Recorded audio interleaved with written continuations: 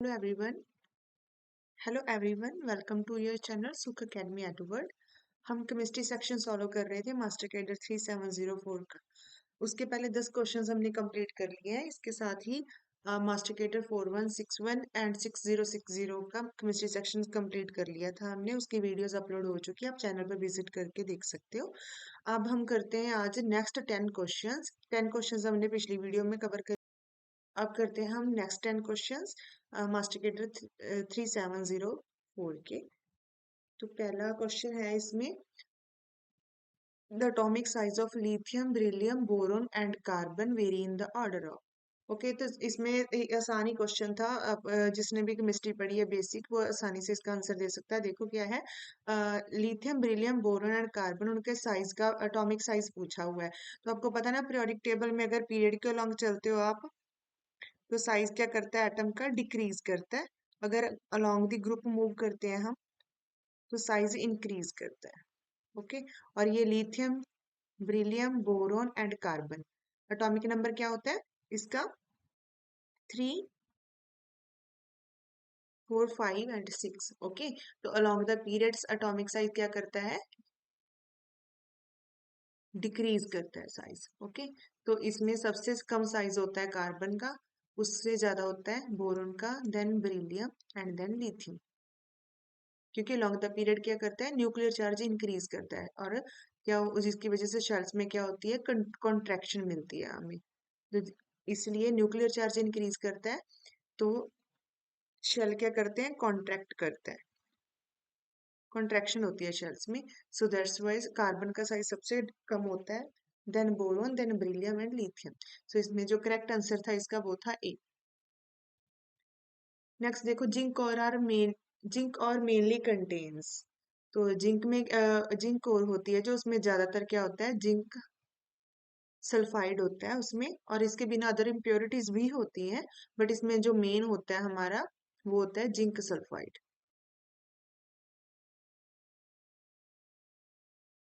Which of the following reactions will be explosive. तो क्या है, हाइड्रोजन और ऑक्सीजन गैस के बीच में रिएक्शन दे रखी है, तो है दिखने में सारी सिमिलर है, हमने बताना है कौन सी ज्यादा एक्सप्लोजिव है। ओके, तो कौन सी एक्सप्लोजिव है, ऑब्वियस वो ज्यादा एक्सप्लोजिव होगी जिसमें ऑक्सीजन का कंटेंट क्या होगा, ज्यादा। तो अगर आप कंपेयर करोगे पहली रिएक्शन में, इसमें क्या है, हाइड्रोजन के आगे भी 1 और ऑक्सीजन के भी 1, तो दोनों 1:1 में है।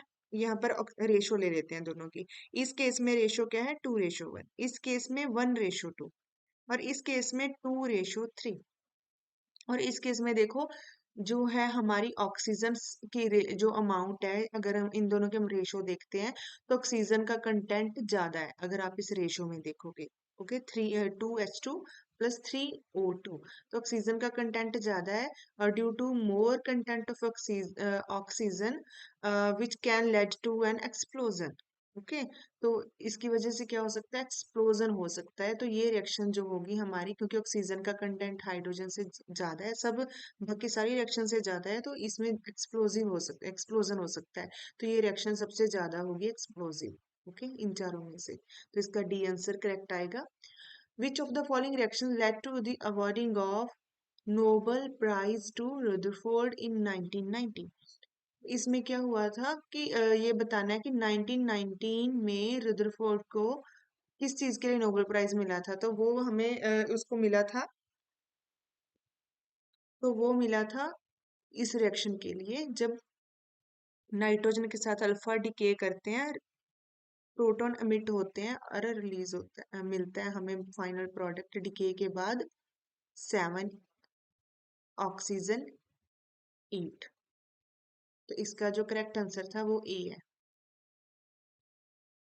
The given solution contain copper 2 ions in water and acetyl acetone is extracting agent. Which of the following solvents should be used to extract copper 2 positive? तो देखो बच्चे, इसमें ध्यान से क्या है, इसने बोला कोई कोई हमारे पास सिस्टम है वाटर का। ओके, ये वाटर है, वाटर में क्या है, कॉपर 2 पॉजिटिव आयंस है, और साथ ही साथ उसने एक और चीज डाल दी है इसमें, इसको स्टार से रिप्रेजेंट कर देते हैं, क्या है, एसिटाइल एसीटोन। अब अगर हमने कॉपर 2 पॉजिटिव को एक्सट्रैक्ट करना है, तो इन चारों में से कौन सा सॉल्वेंट यूज करना पड़ेगा। तो देखो क्या होता है, अगर एक्सट्रैक्टिंग एजेंट है ये वाला, तो एक्सट्रैक्टिंग एजेंट है। एसिटाइल एसिटाइल एसीटोन है, ये एक्सट्रैक्टिंग एजेंट है। ये क्या करता है, इसके पास क्या होता है, ऐसे ये वाली मोइटी होती है, ओके, डाइकीटोन। तो ये दोनों ऑक्सीजन होते हैं जो एसिटाइल एसीटोन के, ये क्या करते हैं, चिलेट बना लेते हैं कॉम्प्लेक्स लोन पेयर के साथ, क्योंकि कॉपर टू पॉजिटिव के साथ, तो जिसकी वजह से कॉपर टू पॉजिटिव को बाइंड करके रखते हैं, और कॉपर टू पॉजिटिव को बाइंड करके एक फेज से दूसरे फेज में लेके जा सकते हैं, ओके। इसलिए एसिटाइल एसीटोन को क्या बोला गया है, एक्सट्रैक्टिंग एजेंट। तो ऑब्वियस, अगर एक फेज हमारा वाटर है जिसमें कॉपर टू पॉजिटिव है, एसिटाइल एसीटोन भी इसी वाटर लेयर में ही है, बट एसिटाइल एसीटोन की वाटर में सोल्युबिलिटी कम होती है, लेस होती है। तो इट मीन, जो सपोज करो ये एक फेस है हमारा, वो क्या है, एक्वस फेस है, ओके। ये एक्वस फेस है ना, इसका मतलब ये है कि हमें एक और फेस चाहिए जो जिसके साथ वाटर इमिसिबल हो, that should be organic face, okay. तो वो ऑर्गेनिक फेस चार ऑप्शन दिए हैं, कौन सा हो सकता है, ethanol, chloroform, acetone and methanol. तो हमें वो लेना है जिसमें क्या हो, एसिटाइल एसीटोन की सॉल्युबिलिटी भी हो, ताकि वो बाइंड करके कॉपर टू पॉजिटिव को बाइंड करके इससे इधर की और इस फेस में मूव कर सके, okay, with copper two positive. तो इसलिए जो सबसे बेस्ट ऑप्शन है इसमें, अगर हम देखें, ऐसा सॉल्वेंट लेना पड़ेगा जिसकी मिसेबिलिटी वाटर से कम हो। ऐसा सॉल्वेंट इन चारों में से अगर देखेंगे तो सिर्फ इथेनॉल की भी वाटर में मिसिबिलिटी अच्छी होती है, एसीटोन की भी होती है, और मीथेनॉल की भी होती है, इथेनॉल की भी होती है। तो हमारे पास एक क्लोरोफॉर्म ही एक ऐसा ऑप्शन है जिसकी मिसिबिलिटी नहीं है वाटर के साथ। तो फिर दूसरा हम क्या लेंगे यहाँ पर, क्लोरोफॉर्म। क्लोरोफॉर्म में जो एसिटाइल एसीटोन होता है उसकी अच्छी सोलोबिलिटी है, जबकि वाटर लेयर में इसकी कम सोलोबिलिटी थी। ये वाटर लेयर में जितना भी कॉपर है उसको चिलेट बना, कॉम्प्लेक्स बनाएगा यहाँ पर, उसके साथ उसको बाइंड करेगा और उसको, और वाटर लेयर से निकाल के क्लोरोफॉर्म लेयर में ले आएगा। तो हम दोनों लेयर्स को फिर डेंसिटी के अकॉर्डिंग इजिली सेपरेट कर सकते हैं एक्सट्रैक्शन के थ्रू। इसलिए एसिटाइल एसीटोन को as an extracting agent use किया जाता है। और दूसरा जो एक्सट्रैक्शन के लिए सॉल्वेंट लिया जाएगा ऑर्गेनिक फेस में, वो रहेगा क्लोरोफॉर्म। तो इन चारों में से जो बेस्ट है ऑर्गेनिक फेस, वो है chloroform, B option. Next, the element present in chlorophyll. तो क्लोरोफिल क्या होता है, एक ग्रीन पिगमेंट होता है। ये क्या करता है, सनलाइट से एनर्जी लेता है, एब्जॉर्ब करता है, और फोटोसिंथेसिस के थ्रू केमिकल एनर्जी कन्वर्ट करता है, ठीक है, उस एनर्जी को केमिकल एनर्जी में। तो इसमें क्लोरोफिल होता क्या है, क्लोरोफिल के स्ट्रक्चर में पॉर्फायरिन होते हैं इसमें, पॉर्फेरिन, पॉर्फेरिन से बना होता है, जिसमें क्या होता है, 5 मेंबर्ड रिंग होती है, 4 5 मेंबर्ड रिंग्स होती हैं, पायरोल, ठीक है, सिमिलर 4 होती हैं ये वाली, पायरोल,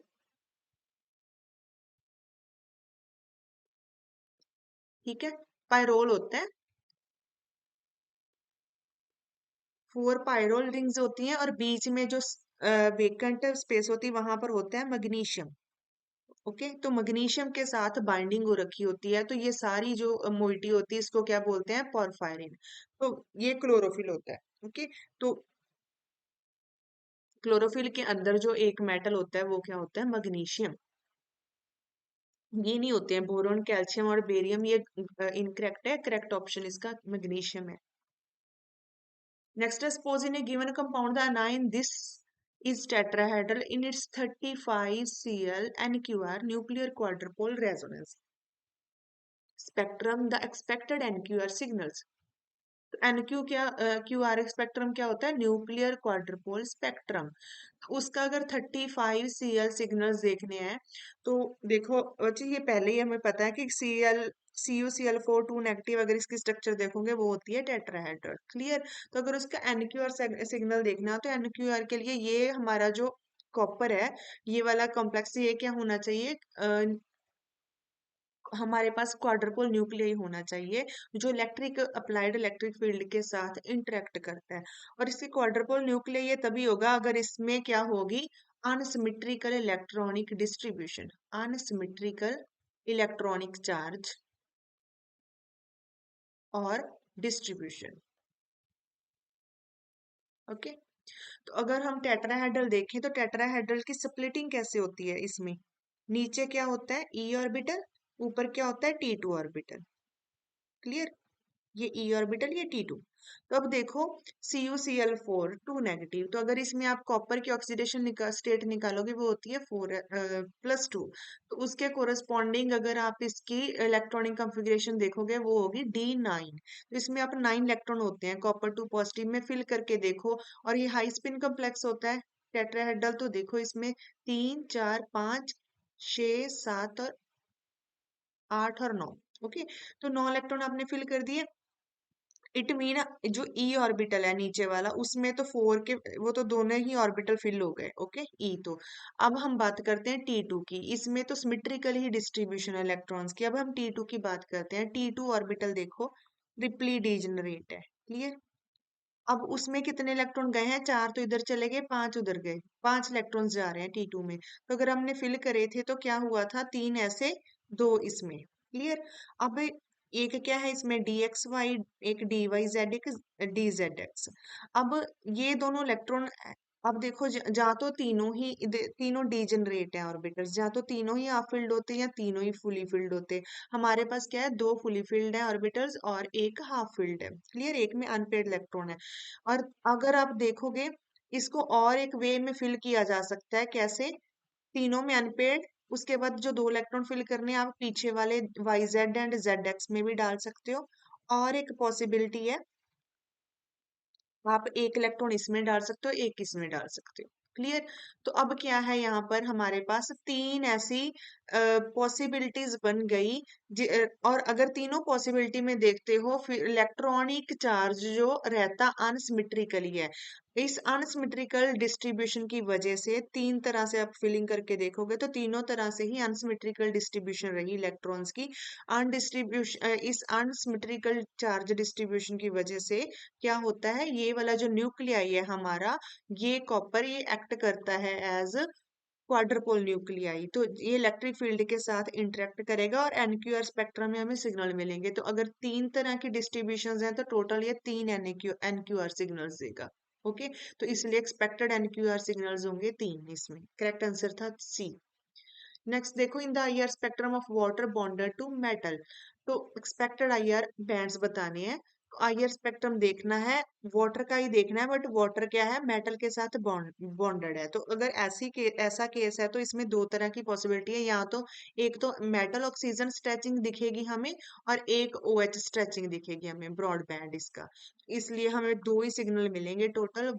इसलिए इसका करेक्ट आंसर था 2 आईआर बैंड बी।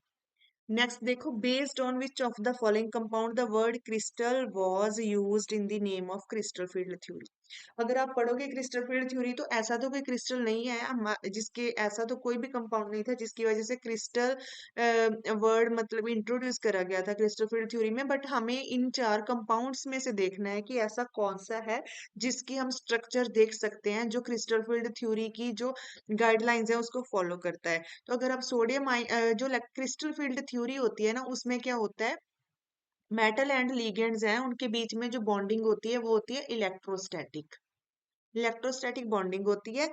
और मेटल और जो लिगेंड होता है हमारे पास वो न्यूट्रल हो सकता है या हो सकता है anionic. Okay. Negative charge species. इसमें देखो सोडियम क्लोराइड NaCl, ये तो हमारा है ही आयनिक। और जो है क्रिस्टल फील्ड थ्योरी ये ट्रांजिशन मेटल कम्प्लेक्सेस के लिए यूज होती है, ट्रांजिशन मेटल कम्प्लेक्सेस की स्ट्रक्चर के लिए। और इसमें हमारा सोडियम मेटल है वो तो ट्रांजिशन मेटल है नहीं, तो ए ऑप्शन तो कट हो गया। इसके बाद अगर हम मोहर सॉल्ट की बात करते हैं, वो क्या होता है? डबल सॉल्ट होता है मोहर सॉल्ट ना, हमारे पास डबल सॉल्ट होता है। ये होता है ferrous sulphate and ammonium sulphate, दो से बनता है। Ammonium sulphate plus ferrous sulphate. Okay. तो ये भी दो आयंस का ही डबल सॉल्ट है। ये ये हमारा क्रिस्टल फील्ड थ्योरी की जो गाइडलाइंस है उसको फॉलो नहीं करता है। Ammonium sulphate and ferrous sulphate एक सॉल्ट है और दूसरा भी सॉल्ट है, दोनों डबल सॉल्ट से मोर सॉल्ट बनता है। ये हमारा क्रिस्टल फील्ड थ्योरी गाइडलाइंस को नहीं फॉलो करेगा। इसमें हमें कोई भी मेटल के कोई किसी भी मेटल के डी ऑर्बिटल की लिगेंड के साथ इंटरेक्शन देखने को नहीं मिलती, तो डी भी हमारा इनकरेक्ट आंसर है। अब हम हमारे पास है दो ऑप्शन, एक है पोटाशियम फेरोसाइनाइड, एक है copper sulphate pentahydrate. Copper sulphate pentahydrate, चाहे इसमें sulphate and water neutral and negative है, नेगेटिव चार्ज्ड लिगेंड है, एक कॉपर सल्फेट, एक है सल्फेट, एक है वाटर, क्योंकि और हमारे पास कॉपर भी है इसमें ट्रांजिशन मेटल। और गाइडलाइंस के अकॉर्डिंग हमारे पास जो रूल है क्रिस्टल फील्ड थ्योरी का, उसमें क्या होता है कि मेटल और उसके साथ जो लिगेंड होना चाहिए वो होना चाहिए neutral and negative charge. Okay, तो वाटर हमारा न्यूट्रल है, ये हमारा नेगेटिव चार्ज लिगेंड है। बट इसमें क्या है, मेटल के डी ऑर्बिटल के साथ लिगेंड्स के ऑर्बिटल्स की इंटरेक्शन देखने को नहीं मिलती, इसलिए कॉपर सल्फेट पेंटाहाइड्रेट की अगर स्ट्रक्चर देखनी है तो उसके लिए valence shell electron pair repulsion theory and Lewis जो थ्योरी है उसके अकॉर्डिंग हमने इसकी स्ट्रक्चर देखनी पड़ेगी। क्रिस्टल फील्ड थ्योरी के अकॉर्डिंग हम नहीं इसको डिटरमाइन कर सकते एग्जैक्टली। सो ये इसका बी भी इनकरेक्ट आंसर रहेगा। हमारे पास एक ही ऑप्शन बचता है, that is potassium ferrocyanide, K4 Fe cyanide 6। Okay, तो इसमें क्या होगा, Fe साइनाइड 6 4 नेगेटिव ये बनेगा। और आयरन के जो डी ऑर्बिटल्स है उनके साथ साइनाइड जो लिगेंड है नेगेटिव चार्ज, उनकी इंटरेक्शन देखने को मिलती है इलेक्ट्रोस्टैटिक, और इसकी हम क्रिस्टल फील्ड थ्योरी से स्ट्रक्चर डिटरमाइन कर सकते हैं। और जो अब इन चार थे ऑप्शन, इन चारों में से जो करेक्ट आंसर रहेगा, जो क्रिस्टल फील्ड थ्योरी को एग्जैक्ट उसके हिसाब से फिट होता है, तो वो होता है पोटाशियम फेरोसाइनाइड। तो इसका सी है correct option. Next in ferrocene oxidation state of central metal, ferrocene क्या होता है, आयरन का Cp2 ये होता है। Cp मतलब C5H5 2, C5H5 ये सैंडविच कंपाउंड है ये वाला।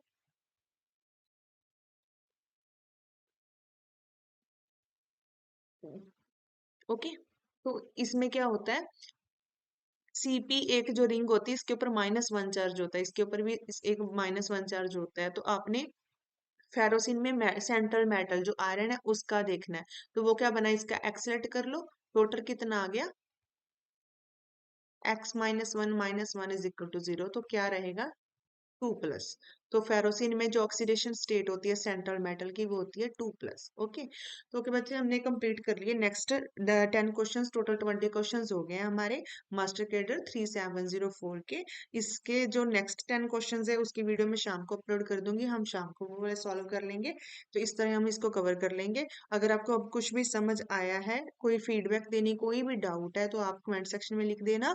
और अगर कुछ भी समझ आया, आप तक अब बने हो, चैनल को फॉलो कर रहे हो, तो आपको वाकई लग रहा है कि ये आपकी वीडियोस हेल्पफुल है आपके लिए, तो चैनल को प्लीज लाइक शेयर सब्सक्राइब जरूर करो। इसी तरह हम सारे के सारे मास्टर कैडर के केमिस्ट्री सेक्शंस इधर ही इसी चैनल के ऊपर ही सॉल्व कर लेंगे, तो आपको हेल्प हो जाएगी इससे। ओके, तैयारी करो अपनी। Thank you.